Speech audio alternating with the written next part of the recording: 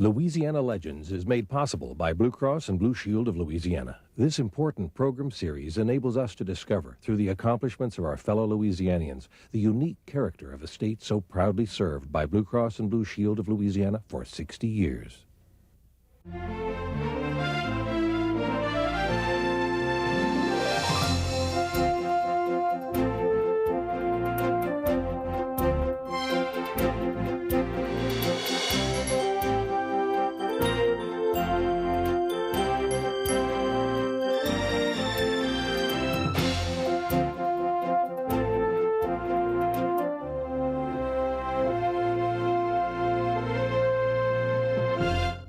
My guest is perhaps the most powerful Louisianian in my political lifetime. And I say powerful because governors come and go. But Victor Bussie just kept right on like the Mississippi rolling along. Vic, it's good to be with you. Thank you. It's good to be here. I'm honored that you asked me. Now, Vic, you were born in the city of Montrose. Well, we pronounce it Montrose. Montrose. In Natchitoches Parish. Yes, sir. And you moved to Shreveport in 31. Right. Attended public schools. What was the labor movement like then? We talking way back. What was it rough or? Well, I guess I was a product of it. My father was a union member for 46 years with the Brotherhood of Railroad Workers. I knew what it was, of course. I knew some of the problems that labor had and some of the achievements that it made. I knew what it stood for, but I didn't really understand all of the basics and had the opportunity to be personally involved. I became involved when I joined the fire department in Shreveport and joined the Firefighters Union. In fact, helped to organize the first one in the state of Louisiana. And from there, I was lucky enough to rise through the ranks to finally become president of the state AFL-CIO. In '56, in fact, you were first elected president of the AFL-CIO, and you were then reelected to that position every year, serving continuously for 41 years. That's a remarkable achievement because everyone wants to be president. Well, once they get there, they probably found out they wish they hadn't done it. But Vic, I've been very fortunate. What did you like? What appealed to you about the labor movement? The fact that it involves people gives you the opportunity to do things for people you'd never have the opportunity to do otherwise. Some people feel like that when a person says that, they're being corny. I'm not. I really love to help people. That's where I get the most satisfaction from. I feel like that I've had some impact on the lives of people, and it just gives you a very good feeling if you're sincere about it, and I really am sincere about it. I know that. Yes. Who was governor when you became president of the AFL-CIO? Do you remember? Earl Long was elected the year that I became president. Tell me your fondest or funniest memory of this legendary figure, Earl K. Long. Well, there were so many of them that it's very difficult. What was your first impression of him? I liked him. The Long family was responsible for the fact that I was able to complete my high school education. At the time that Huey Long put in free textbooks, my father, who incidentally was a very poor man, had already told us we couldn't go to school the next year, my 5 sisters, brother, and myself, because he simply couldn't afford to buy school books. In those days, I don't understand quite why, every time you moved from one class to the other, you had to buy new school books. You couldn't take the school books that was handed down by your sister who was in that class the year before. And it was extremely expensive for that day and time. And he had already told us that it was heartbreaking to him, but he simply was not going to be able to do it. Huey Long put in free textbooks. So from that day on, I was a lover of the Long family. That went not only to Huey Long and to Earl Long, but to Russell Long, because I felt that they had deep compassion for people, and that the problems that people had they couldn't solve for themselves, they were there willing to help. Vic, there is a segment of our population who feel, in fact, that it is not government's job to reach out and help. That's become a bad word, helping people. Let people help themselves. Let them stand up on their own 2 feet. That's become almost a war cry of our times. You still feel, though, that government has that responsibility? Absolutely, and so do those people. If you sit down and think about the things that government does, it's the only source of getting those things done. Our roads, our cities, our state, our armed forces, our air travel, all of those things have to have government participation in order to do it. Education, everything that we do. When people say get government off of our backs, most of the time they're talking about get the IRS off of my back and out of my pocketbook. I think that's the thing that causes most people to feel like they do. I'm not familiar enough with the IRS to know how it operates or how it should operate. I know when I pay my taxes that it's difficult sometimes, and I can recognize that many people have that problem. But by the same token, there's absolutely no way for us to live and to enjoy life without government being an equal partner with us in that life. Vic, over the more than 40 years that you led the labor movement and was one of the dominant forces in Louisiana's political life, what was the toughest battle that you were ever engaged in? Was it right to work? Well, I would say that's one of the toughest and one of the most disappointing that I had. But I had a lot of other tough battles. When I was working to try to preserve public education, I had the same problems then. My life was threatened, if you recall. Were you outspoken on desegregation? Oh, yes. You were? Yes, and not only desegregation in public schools, but also in labor unions. We had the same problems that you found everywhere in America, not just in the South. When most people thought that the northern states were integrated, that simply wasn't true, except as far as public facilities were concerned. There was still a great deal of discrimination that existed there. Discrimination was just a way of life, and when you start trying to change the way of life of people, then you run into a great deal of emotional problems. That was one of the toughest things that I was involved in, but I was also involved in trying to revamp the property tax situation in the state, and my political career was threatened at that time because I was saying to the people who I represented, who were principally homeowners, that you ought to pay your fair share of the taxes. But we were saying also to business and industry, you ought to pay your fair share. Whatever the value of your property is, if you're in the same taxing district with me, you ought to pay the same tax that I pay if my value of property is the same as yours. I didn't believe that any public official should be able to waive those taxes or to lower them or to raise them. I thought it ought to be done by a formula, and that formula ought to be fair to everyone. The assessors, of course, violently disagreed, as you recall. I stayed in the courts 8 years battling that war and finally won it, and then the Constitutional Convention was in session and they inserted words in the new Constitution that knocked out the decision that I had finally won. But they, of course, went to the labor unions and said, I'm talking about the assessors, said to the labor unions, look, this man is trying to drive you out of your homes. That was the furthest thing from my mind. I've always believed strongly in home ownership, and I wanted every union family to have a home. That was one of the things I was fighting for. Just a misconception on the part of some of those who disagreed with me. But I still think it's a battle that sooner or later is going to have to be resolved. Vic, year after year, you worked the halls of the legislature for more than 40 years. How did you gear yourself up for battle every year? Because it's exhaustive, it's heartbreaking, it's gut-wrenching. Psychologically, were you able to psych yourself? Well, I guess so. Fortunately, I've always been able to adjust myself to whatever the circumstances was.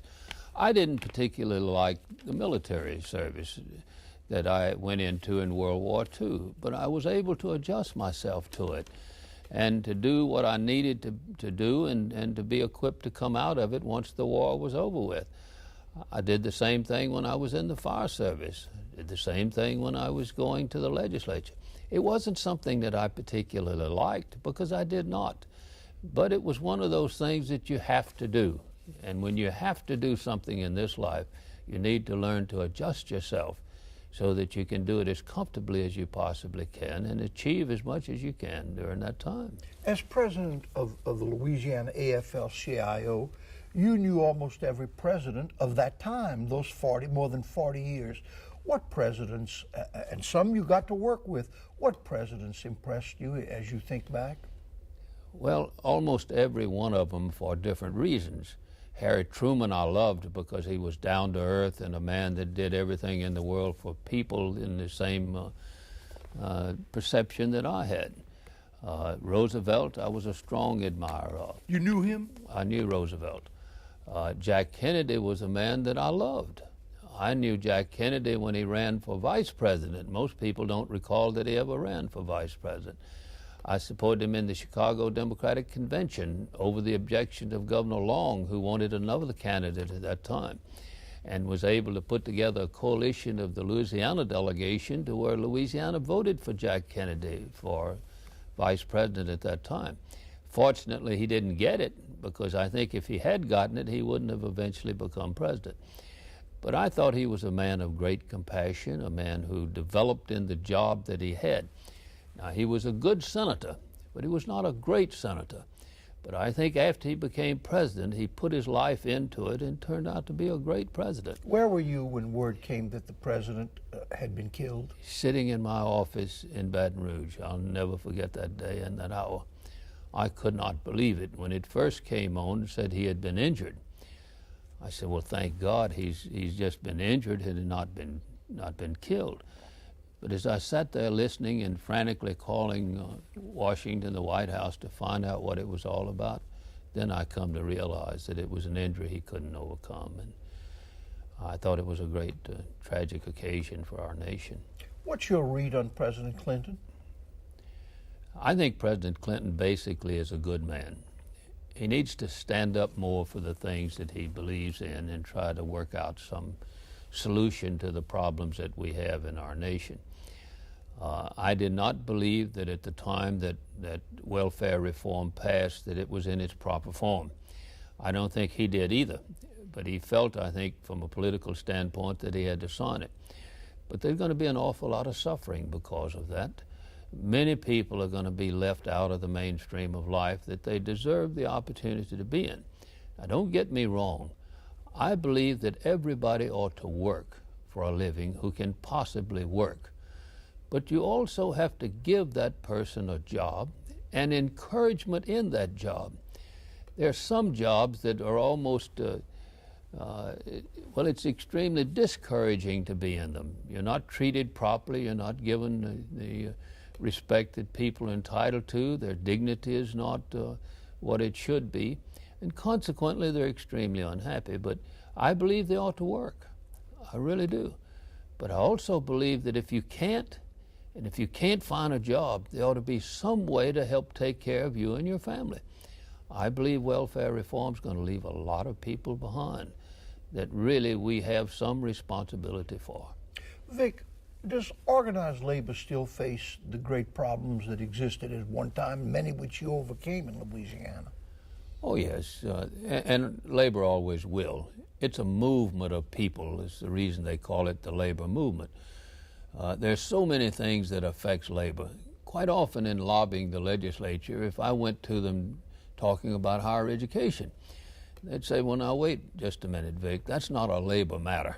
You're asking me to put my political life on the line for an issue that you speaking as head of labor says is absolutely essential to the members we represent. It's not a labor issue. Everything is a labor issue that involves people, whether it's taxes, education, drunken drivers, adequate highways, good educational system, regardless of what it is. Medical services, if it affects people, we represent people. That's all that we represent. And consequently, to represent those people, we have to become involved in everything that involves them. You know, I'm so glad that there was this opportunity for you to give that explanation, because if somebody was opposed to you in the legislature, and of course there were, the rap on you always was, he's in so many things that don't affect labor. Is that correct? That's correct. Yeah, That's but correct. you've just told why. I had the same, or have had the same criticism about being involved in the LPFA. The LPFA is a great organization. It's done wonders Tell us for what this that state. is, LPFA. Louisiana Public Facilities Authority. It's the authority that has a great deal to do with passing tax-exempt bonds. Tremendous amount of money from LPFA, which is not public money, by the way, has flowed into the coffers of the state treasury and the cities of our state. We helped to develop the waterfront in New Orleans. We helped to develop some of the waterfront here in Baton Rouge. We have contributed heavily to many things. When Governor Roma was governor, if you recall, at one time the legislature could not find the money to properly fund public education, and all of us were afraid that we were going to have serious problems. LPFA stepped up and put up $12 million of its own money, put it into public education, floated tax-exempt bonds, and was able to continue the services for the next year until the legislature could regroup and come up with the money. We did the same thing on the unemployment compensation. We worked with Ed Steinmel in business at that time to float a bond issue that was something like $1.2 billion in order to fund unemployment compensation and to take the burden off of the employers, but still make the funds available for benefits for the unemployed worker. We did a tremendous number of things for this state. I was criticized for being involved in it. Why? Why? Because I love my state. Anything that affects my state and affects the people that I represent, I feel I have an obligation to get involved in. As you know, I never accepted payment for any of those services. I want to make a comment on that. I'd like to comment on that.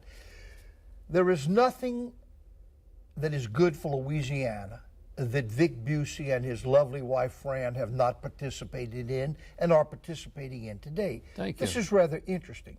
Now, Victor Bussie does not accept a salary, per diem, expenses, or any other type of payment for services performed for any governmental or civic membership function or responsibility. That's quite a statement.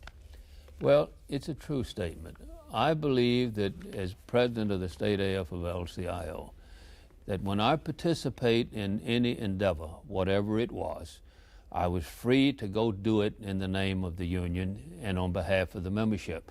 I was not penalized. My salary was not deducted, or I lost no benefits or anything because I was doing it, although I was not directly working for the union as such. I was doing something that affected the members. And consequently, if I had accepted per diem and other payments, I would have been double dipping. And I'm strongly opposed to that. I put in the policy when I first was elected president that if you're going to serve in the name of labor on any board or commission, any public board or commission, you could not accept per diem. I just don't believe that that's correct. Now, if you're working in a plant where you lose money because you have to go, I think somebody should make that up. Absolutely, and you're entitled to expenses under those conditions. But I didn't lose any, so I shouldn't make up any. Did you ever consider running for public office?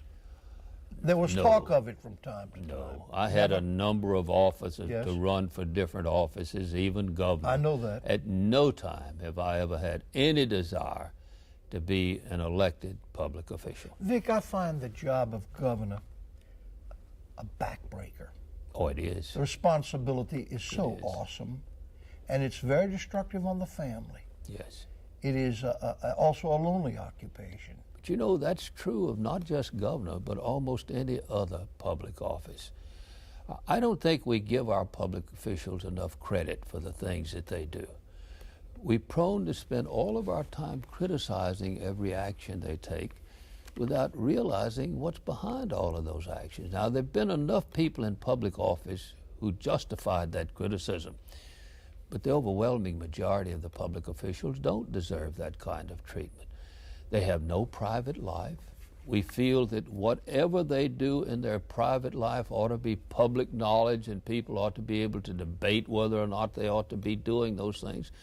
But at the same time, we reserve for ourselves our own private life, and we would resent it if anybody acted like they ought to know what we do as private individuals. I just think we go too far, and we make it so tough on people who run for public office that most good people don't want to run. Vic, let me ask you this. Have you enjoyed your time as a member of the Board of Supervisors of LSU? Yes, I have, because again, it gives me the opportunity to help the people I represent in their achievement in education. There's nothing more important to a young man or woman than a college education. There's still plenty of people who are being deprived of that now. Don't kid yourself that everybody can go to college these days, because they can't. But LPFA, as an example, was able to provide $850 million through bond issues to help fund student loans. Again, my desire and the desire of the other members of the board to make money available for young people to go to school. I've worked for the same goals as a member of the Board of Supervisors. Now, I've been criticized because some people want to change the athletic director, they want to change the football coach, they want to change all of those things, and they think that a member of the Board of Supervisors at LSU ought to have control of that. I don't believe we have control of it, and I don't believe we want control of it. I'm not qualified to say who ought to be in those positions, just as I'm not qualified to say who ought to be in the academic offices of LSU. I do the very best that I can, hoping that whatever decisions I make are correct. I take advice from everybody who offers it to me, criticism from anybody who wants to give it to me. But by the same token, I don't believe that I ought to try to micromanage everything at LSU. Vic, Just impossible. How are you enjoying retirement? Well, when I get to it... Is it a big readjustment, though, for you? I mean, a man who... No, it's a very good readjustment. I don't have to go to the legislature as often as I did. I still have some matters that I'm in. And how is your health? Couldn't be better. Feeling fine? I don't understand how a man who's 78 years old can feel as good as I feel and do the things that I do. And have had surgery. You've had the gamut. Well, I had open heart surgery. I had 4 bypasses. I lost a kidney to cancer. I've had a number of things wrong with me, none of which I would have had if I had listened to my wife, Fran. Fran is the best medical doctor without a license that I've ever known. But I'm just telling you, if I had done the things she told me to do over the years, I never would have had any problems. Now, I wouldn't have enjoyed life as much. No. She told me, don't eat fats, don't do this, don't do that. Well, I came up a poor person. Everything we ate was fat. Your spirit is as youthful as when I first met you in 1964. You're very kind. That's remarkable. Let me ask you one final question. All right. Someday when you finally stop going to the legislature and start taking it really easy, how would Victor Bussie like to be remembered? I think as a man who sincerely and honestly cared for people and tried to help them solve the problems that they themselves could not do. I came up a very poor boy. An awful lot of people gave me opportunities during my life. Many people helped me get to where I was. At no time have I ever felt that Victor Bussie as such could have gone to where he did and achieved the things he did without other people helping him. I want to be known as the man who in turn tried to help others to reach their goals in life and to be able to live as happily as they possibly can. Ladies and gentlemen, as you can see, my guest, Victor Bussie, is first and foremost, I would say, a humanitarian. And somehow when you hear his explanation for things, all that power doesn't sound that important, but that heart beating for people, that sounds terribly important. Vic, thank you so much. Gus, it's a pleasure. Good, sir. Thank you.